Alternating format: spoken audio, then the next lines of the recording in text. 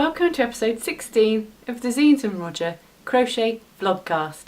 I'm Rosina. I'm coming to you from my usual spot in Devon on a slightly miserable day. But it could be worse. It's not raining. It was raining horribly yesterday. It was very dark and dreary. Today it's just a little bit dark with some smattering of sunshine. But I'm not a weatherman, so let's talk about crochet. How are you? You alright? Yeah, I'm doing okay. Can't complain. It's alright. We'll go into crochet news. There's not a great deal, but I thought that I would say that if you live in Devon or can get to Devon quite easily, then next month is a new yarn festival. It started last year. It's called Stitch Fest Southwest. I have talked about it briefly before a couple of episodes ago, but we're getting quite near the time now and I'm getting excited, so I thought I'd try and drum it up a bit and get some people along. It's right down in Totnes, which if you're in other bits of the country it's probably a bit of a faff to get to, but for me it's only about a 45 minute drive. So I'm going to drag a sister or two along, I think, and go for a couple of hours on one of the days. It's on the 4th and 5th of November in Totnes, Devon. So give us a shout if you are nearby and are planning on going. I'd love to know. So that's the first thing I wanted to get out of the way, because it's sort of been a bit sparse down here. I don't know of any other sort of yarn festivals or anything other than I think they do one in Exeter maybe twice a year, but it's not a yarn festival, it's more of a craft festival. My friend went this year when it was on in September, and there's not a great deal of yarn there. Actually, a couple of my friends went, and yeah, they've both confirmed that it's not a particularly yarny event, and if it is, there's nothing special there. It's sort of commercial, mass-produced stuff, no unique things. Whereas the one in Totnes, I've got high hopes and I'm very excited, and I'm saving, and it's probably a bad thing, but I'm already sort of visualising the things I want to buy, and when you do that, inevitably those things are never there because you obviously invented some image in your head of a yarn that doesn't exist. But I've got one, possibly two shawls I want to make, and I'm on the lookout for sort of neutrals with bits, maybe some sort of browny greeny speckles in, orangey bits. I'm not sure. Brown is my second favourite colour, hence why I've made this jumper brown, and I want some sort of neutral thing with some browny autumny bits in. And if I find one of those, then yay. And also I want some minis, because I don't have very many minis, and I want some plain coloured minis, so I'm hoping that I'll find some of those.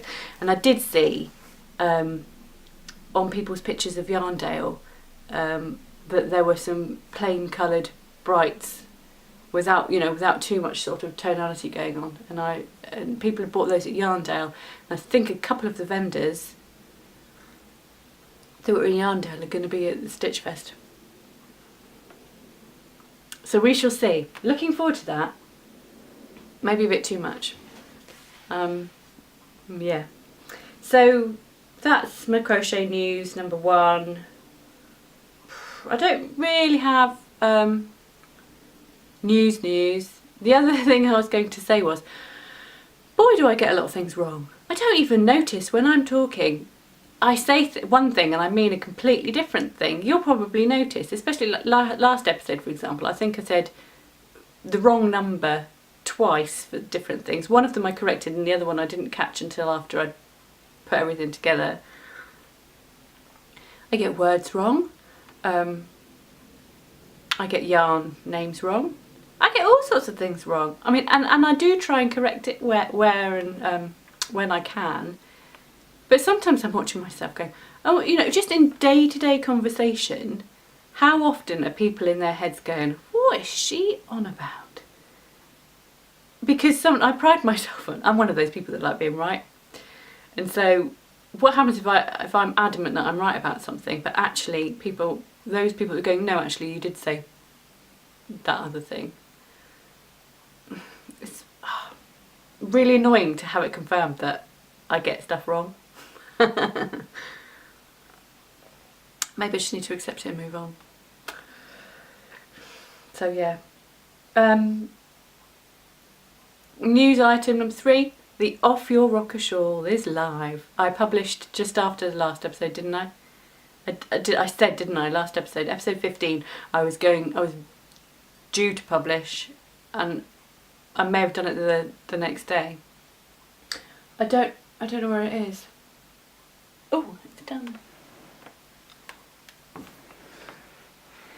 It's down here. This one I'm talking about, you know the one by now because I have talked about it a lot.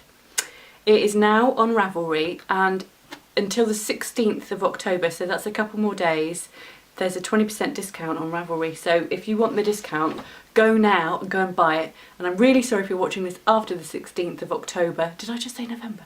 October, the 16th of October, which I believe is Monday. So if you're watching this the first weekend of the upload of this video, then go get the discount quick. It's that one, and it's live. And I want to say thank you to the pattern testers, and thank you to Laura for naming it. Laura is on Instagram, Sit by the Fireplace. Sit by the Fireplace. Thank you, Laura, because I thought that was a brilliant name. Really sort of, when you suggested it, I was like, that's it, that's the one. I had there are loads of brilliant suggestions actually. I wrote them all down here. I had, I don't know if you can see that, lots of suggestions there. There were some beautifully touching ones that were really just lovely, and I thought they would make brilliant names for shawls. But I kind of went with kind of irreverent and fun rather than sort of meaningful and not serious. They're not serious. I don't mean that. I just mean I saw Off Your Rocker and I went, yeah, it's that one. So thank you, Laura. That's cool. And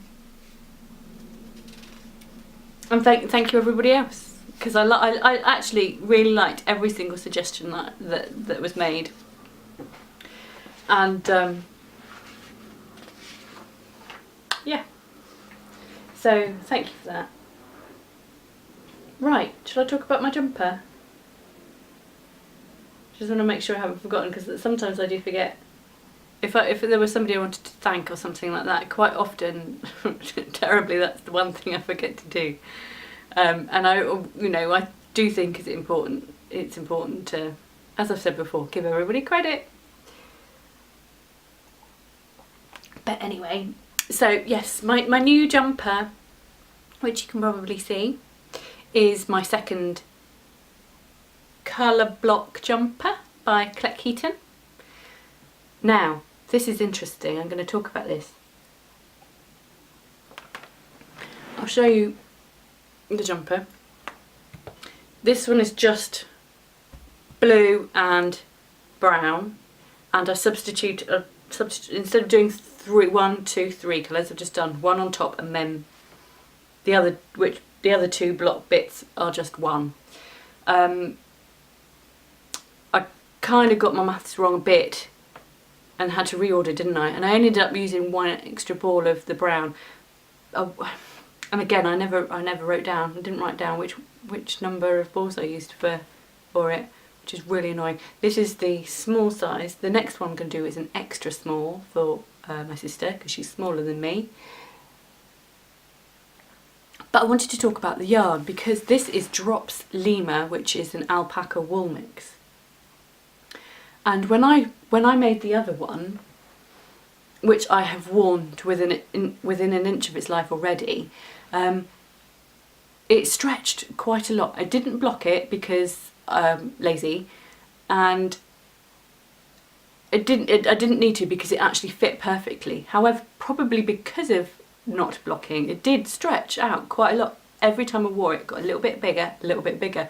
And actually, I mean, this one, as you can see, this is here, and the other one by the first wash was about here.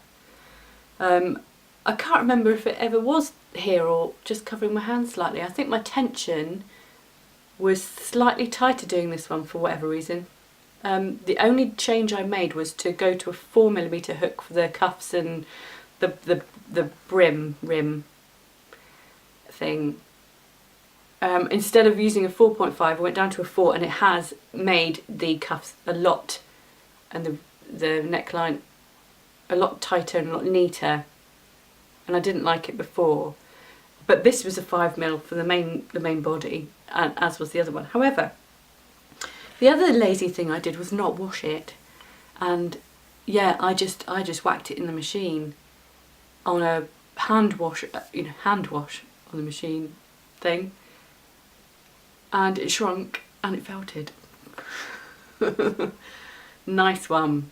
So this is why you shouldn't be lazy and why you should do things properly. I'm still going to wear it though, but because of the mega stretch, when it shrank back down to the size it was when it was actually sort of new off the hook.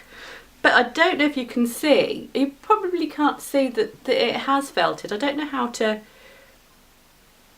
show you really. Can you see if it's a bit fluffier? I sewed this one together in the car on Tuesday, taking a small child to the dentist. So this one's sort of pretty much brand new, and this one has had one wash in the machine. And then when the hand wash finished, it had drained away, and then it said it was an uneven load and wouldn't spin. So I just whacked it on a normal spin, and I think it just goes to full on sort of mental fast spin. And if maybe that was too much for it, and that's what felted it, or maybe damage had already been done. Maybe it's because I forgot to use the wool wash special soap. There are sort of a number of factors that may have contributed to the slight felting, but I'm still going to wear it. It's not completely ruined because it still fits, and I don't think anybody else would sort of look at it and go, ruined that, didn't you? So yeah, and actually when I first decided I was going to make this jumper and make two of them, because when I ordered the yarn, I ordered both sets of yarn at the same time, knowing that I wanted two jumpers. I thought I was going to love this one and think that this one was too out there and not be brave enough to wear it. But actually that one is my favourite. And I thought that one would be a bit sort of a risk. And this one was far more me, far more my colours, which is true, but it's far more of a jumper that you just blend into the crowd, whereas the other one you stand out, which I'm not necessarily going to want to do all the time. But yeah. So yeah, this is jumper number 2. And this is the one that is eligible for the back to school sweater crochet along, and I'd better do that. I haven't entered it on Ravelry. I tagged the picture on Instagram that I took, but I will pop over to Ravelry maybe this afternoon and make sure I put it in, because I don't want to have gone to all that trouble of making myself a jumper and forget to enter it into the crochet along. So yes, I don't think there's anything else I was going to say about it, and I hope I didn't talk too quickly then. But it's, yeah, I think the tension is slightly different because it comes to here, and the other one might have been a bit longer when it finished, but I'm sort of assuming that this one will stretch a bit too. And then when it comes to washing it, I will probably actually have to hand wash it.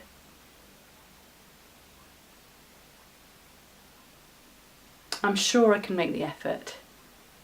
But I'll tell you what, it's super warm, really warm, which is what I need coming into the new season, because it's properly autumn now, not just sort of threatening. So, oh, it's, oh, I was going to watch it this morning, I forgot, so I could get it right. Sweater weather, sweater weather, sweater weather. I will have to put a link if I can find that, because it's hilarious. Have you seen the I can't remember who it is that does it, probably a couple of the SNL crew. I'll find a link and I'll put it in. Sweater weather. Sorry, I've made myself embarrassed now. And do you know what? I'm proud to say that I've not bought nothing this fortnight. I have purchased no new yarn, no new fabric or crafty. Oh shoot, I have bought a book. I bought a crochet pattern book, but I haven't got it here because I think I've put it back, put it on the bookshelf, and it wasn't that. I'm sort of slightly disappointed. I wish I'd spent more time looking at it in the shop. It was only £4, so I thought, yeah, I'll just get it and then look at it when I get home. But if I'd looked at it in the shop, I would have realised I actually wasn't really interested in any of the patterns. So £4 for a fortnight is not too bad, is it? Oh god, that's so annoying. I was so pleased with myself. I was going to come on here and announce that I'd been really, really well behaved. No, curse you, £4 book that wasn't very good. I won't mention what it is. You won't, you know. I don't want to upset anybody. So, I'm just looking at my list to make sure I've covered everything. Tick, tick. Now, next, I did a tutorial for this bag. This was last week's job I did. I really need to do more tutorials, if only just to practice them and make them better. My lighting is an issue for me. I don't mind a casual approach. I don't mind it when they're not completely polished, because I think you've probably gathered by now that I go for a more natural, casual approach. But if the lighting gets on my nerves, then it's going to get on other people's nerves too, and I really need to sort it out. I just don't know how. I think I stretched to buying a daylight bulb and hanging it, hovering it over the work, but actually for some reason that makes it darker. So I don't really know what I'm doing. She's now doing this on Off Your Rocker. And my other shawl that I'm going to show you in a minute. So anyway, this is a miniature version of the beach bag pattern I designed last year. It was only a few months ago, really. Obviously I wasn't going to do a tutorial for the big version because, well, this took me all day to film. Just this, because you have to stop, you film one bit, stop, crochet, get to the next point, film again, and repeat that process. And it took a really long time, and it sort of made me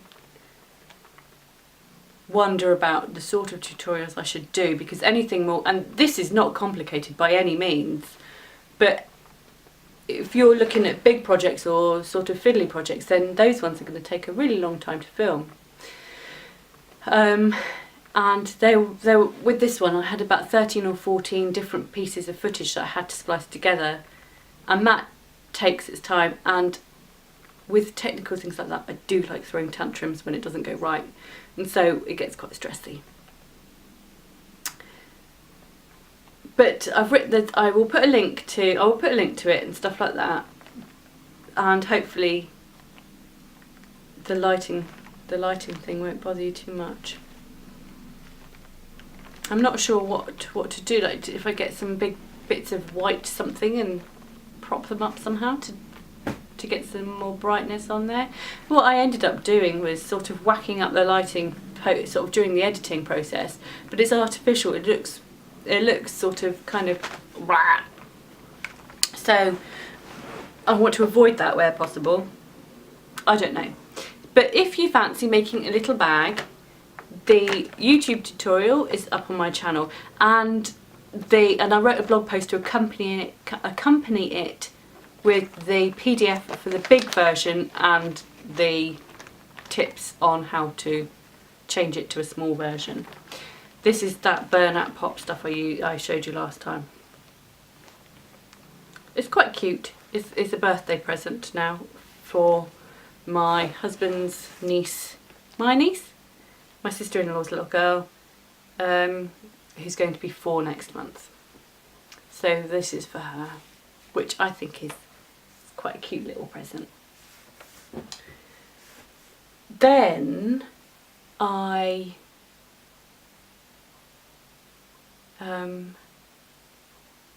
now I made that oven. I'd already finished the next. I'll show you my shawl. That's what I'll do. I'll show you my shawl. Excuse me, love. Oh, for God's sake, Marcy. Honestly, I'm terribly sorry, but you've got to get off. Thank you. Sorry, love. You okay? She didn't like that. Being asleep on my shawl. Okay. So, I made a shawl last week. It's probably the thing I've spent most of my time on this fortnight. It's an idea that I had months and months ago. I basically wanted to do a crochet fade, and I had this idea before the blur came along, but I thought but I hadn't designed it, and I hadn't done any swatching or any kind of anything other than sort of visualising a crochet fade, because I'd seen the Find Your Fade, as probably most people have, which is the knitted shawl, and is stunning. But because I hadn't sort of done anything about it, I was just like, I'm going to make a blur, and so I did, and I love my blur, and it's probably actually the most worn shawl that I've made ever. And I get emails about the blur, which is so funny because it's not my design. It's yours, Deanne. And but people email me, message me saying how much they love it, and then sort of asking about how I made it and stuff like that, and I always point them in your direction. But it's yeah, one of my absolute all-time favourite shawls. But I wanted to do a fade of my own because it was already up here brewing away. And then I found those yarn skeins from Somerset Yarns, and I knew that they had to be a fade, and I knew that's what I wanted. So it spurred me on to actually come up with a few swatches and sort it out. So this is my fade,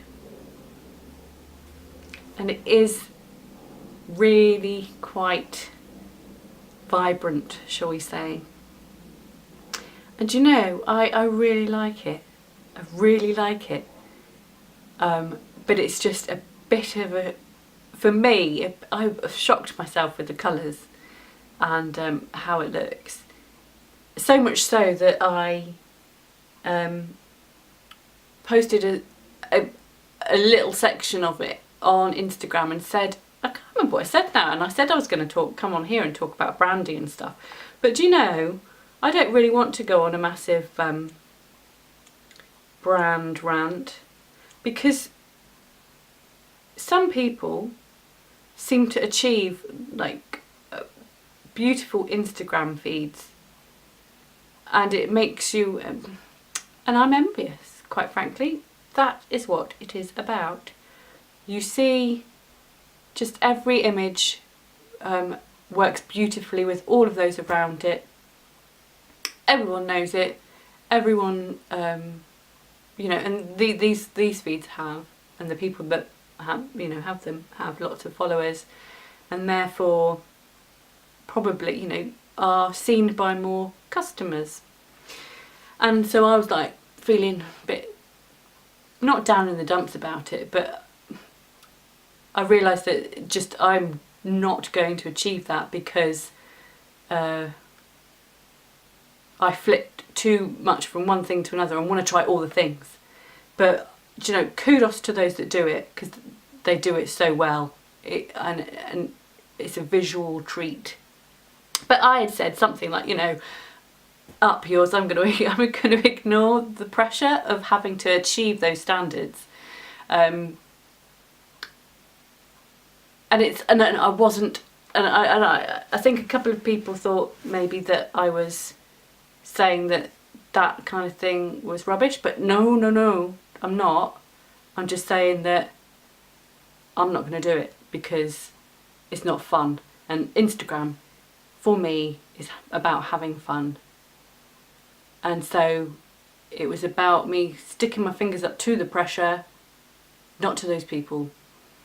And I'm a bit worried now, a bit paranoid, that there were people that saw it and went, oh, I see.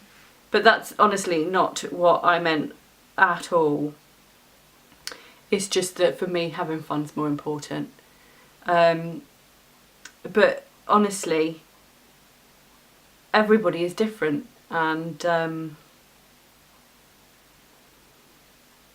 each to their own, I guess. But I got so many comments, honestly, and a lot of them, 99% of them, I was just like, oh yay, this is good. But a couple of them had me a bit worried, that's all. And it turns out that some people do think I have a brand. And whereas I look at sort of the photographs or of my work, or the work itself, and go, well, there's no theme, it doesn't go together. But apparently others think there is one and it's all right, and I should chill out a bit and stop going off on one. So here is to having fun, okay? That's what it's all about. And yeah, so I had a funny 5 minutes where I went, oh boo-hoo, I'm doing it wrong, to, hang on, sorry, do you know what I've just started doing? Oh my god, what a naughty, I'm on Instagram. I just sat there looking on Instagram, I'm really sorry. Oh, anyway, here it is. This is my new shawl design, and it is a fade, and it is using a couple of different stitches to go together. Do you know what, I am awfully proud of myself. And what I'm going to do as well is when I go to Totnes in a few weeks' time, I'm going to be on the lookout for three skeins of grown-up colours that I can remake this shawl and change the shaping slightly, just do a few tweaks, because this is a very deep V. I don't know if you can see that it's the V is very deep, and I would like it to be more shallow and perhaps sort of longer in width, but not quite, so it's like that, so stretching out that triangle. And I've got a couple of ideas that might make that happen, and so I want to, but also at the same time, for sort of experimental purposes and shaping purposes and all those sorts of things, I want to choose some sort of more muted earthy tones, probably, that can still fade together. That's one of the things I'm going to look out for. But this is Somerset yarns, and honestly, This is the most beautiful, stunning yarn ever. It's Buffle, blue faced Leicester mixed with I think 25% nylon, and it's you know, just like a. The one thing I really liked about this, well, one of the things I really liked about this is that it's actually it's relatively local to me. I think probably Tracy from Somerset Yarns lives about, well, probably just over an hour away from me, and that's pretty local, isn't it, really? And what I really like is the fact that the lady, this is Viking Yarns in my Off Your Rocker. The blue is just drops, but this lady's probably only about an hour away from me. This is Viking Yarns who did this, and then there's a third one in one of the colours in my Blur. The very first colour I used, it just so happens to be sitting here because I'm going to swatch it in a minute, maybe tomorrow. This is from Made by Jude, and she's only sort of 45-50 minutes that way over there somewhere from me too. So I've inadvertently started using really local yarns, which is brilliant, but completely unplanned. So this was one of the first sort of hand-dyed yarns that I bought, and they're so close to me, and it's in my Blur, so I'll be able to see it forever and know where it's from and all that jazz. It's fab. So I'm now a local yarn buyer, which is awesome, and I'm going to get myself some more at Stitchfest Southwest. So anyway, this is the lady, but I believe she's just had a baby or is in the process of having a baby. So I don't know if she's going to be around to do sort of any dyeing or any Etsy selling in the next couple of weeks. But I've used 4 different colours. The green is Poison Ivy. This colour here I think is Rave, going into Pink Swirl. So that's Pink Swirl here. I started with Pink Swirl and then I blended into Rave, going into Poison Ivy, and then at the end I used just a touch of Midnight Rave.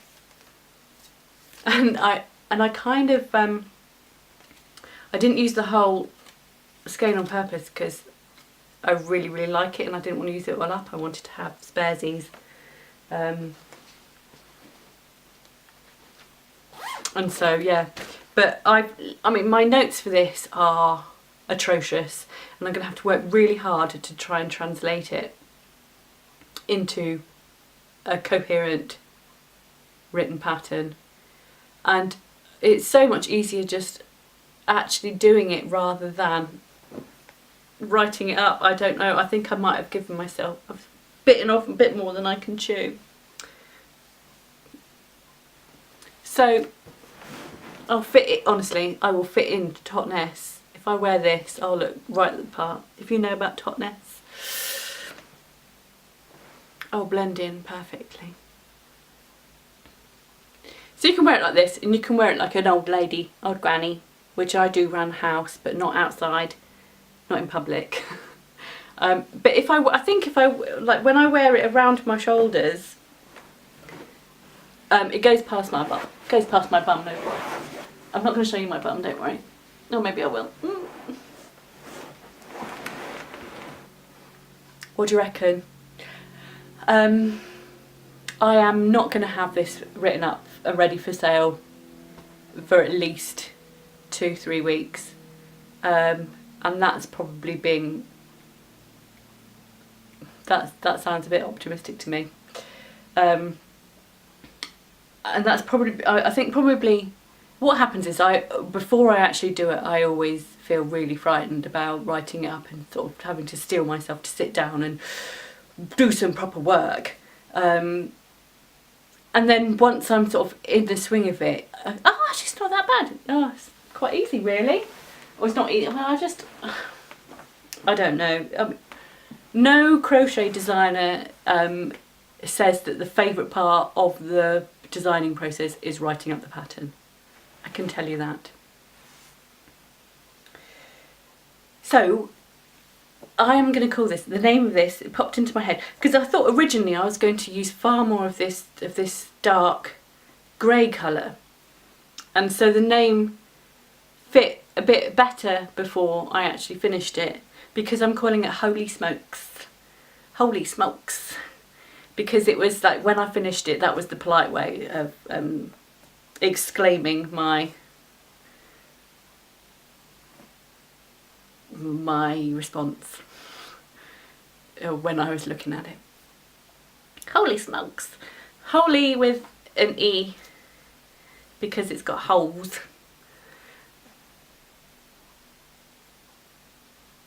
And that's the other one. It's a really complicated stitch to write down. I've seen it written down in 2 or 3 books, a magazine, and just a sort of a visual step-by-step picture thing on Pinterest. I don't know how many names it's got, but I've seen it called Star Mesh, and I've seen it called the Canework Stitch. And then I've seen it called just things that don't even mean anything. I don't know, pattern 218 or something, you know. So I don't know if it's got any other names, but I can tell you that every single pattern, I think I've seen it written down in 3 places, and it's written completely differently each time. And so I'm going to write it in a way that I think is the most straightforward way, because some of them you read it and you go, what the blazes does that mean? The first time I tried to make it, I tried to do that stitch in a swatch form.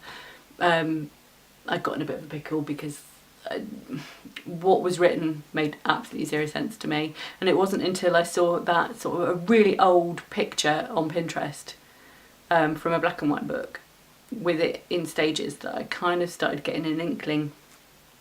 And even then I didn't do it properly, because I was getting one of the stitches in the wrong place.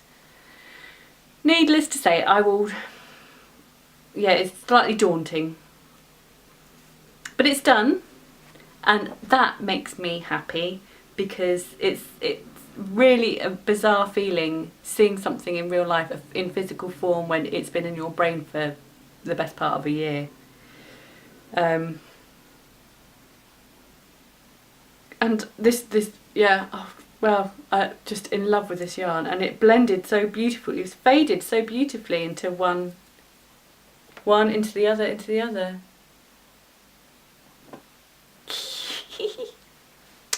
So we'll do that. But the problem is, I now want to move on to my next shawl ideas, because there's one.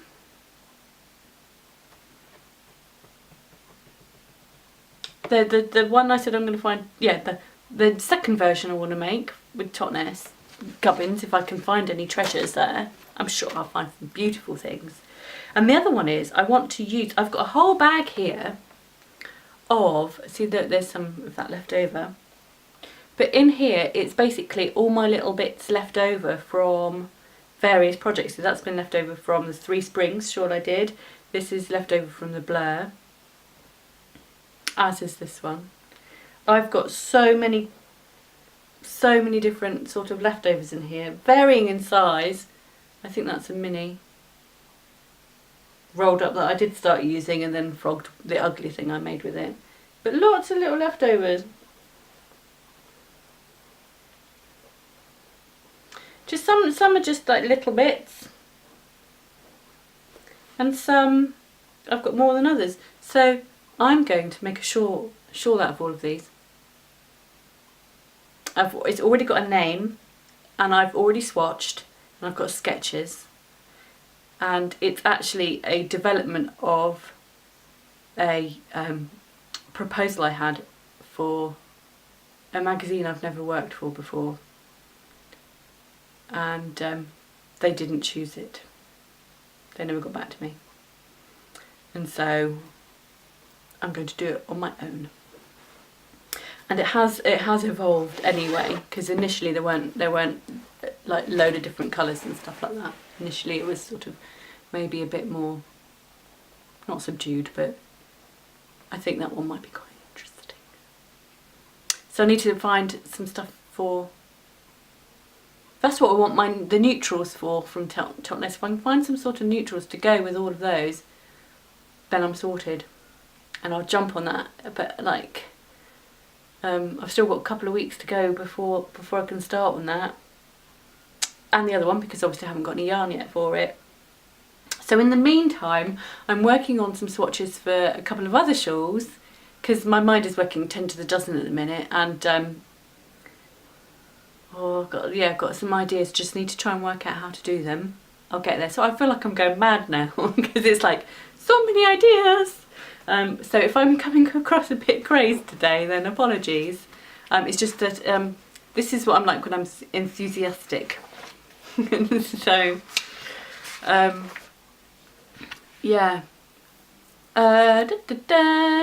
Talked about my jumper, talked about my shawl, talked about the mini bag. That's other than that, sort of for things that are making me like really excited, because I can see I've got little pink cheeks now because I've got ever so excited. The only other thing I did was this morning I went to my friend's house. We went for a walk around, we did sort of a walk around town, rather than just like literally walking from the school run to her house. We did a big sort of figure of 8 and around again before ending up back at her house for a cup of tea. But because I knew I was going back to her house, I took with me one of my grey Aldi balls, cracked that open and started a square. And that's the other thing actually. My friend has been making some rainbow edged grannies.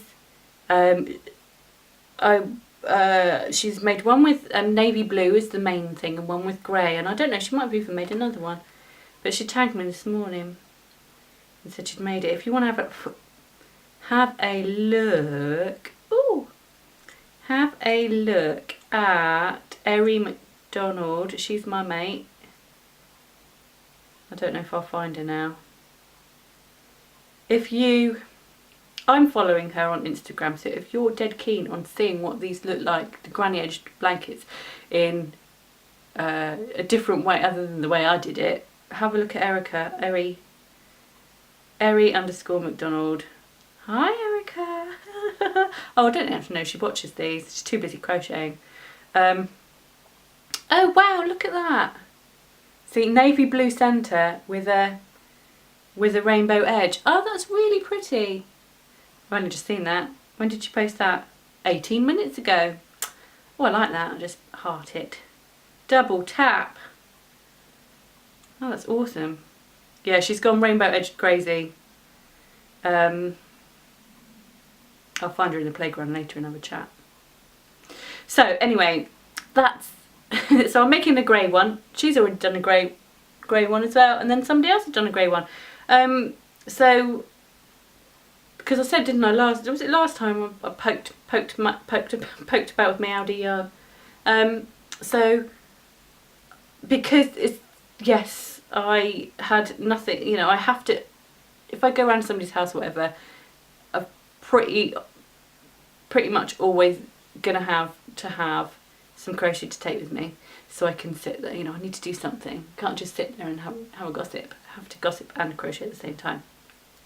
So I started this morning as an in-betweeny sort of project, but I do have to do some swatches later. So yeah, I will do that. And then, but this will be a sort of one of my picky uppy put downy sorts of things. No pressure to finish it. I've got, you know, it's not going to be for anybody. It's just sort of a fidgety job. Yeah.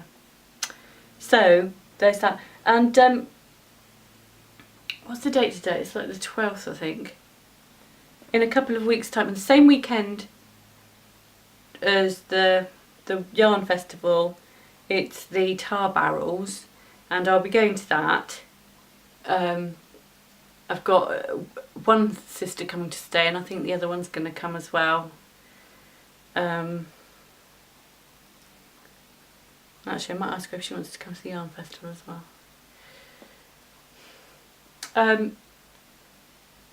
Let me finish. I want to read you about the tar barrels, because I don't feel like I did it justice when I briefly mentioned it last time. So, flaming tar barrels. Head to the quaint Devon town of Ottery St Mary on the 4th of November, and it's moved because the 4th is a Saturday and they don't do it on a Sunday. But if it's any other day, then it's always the 5th.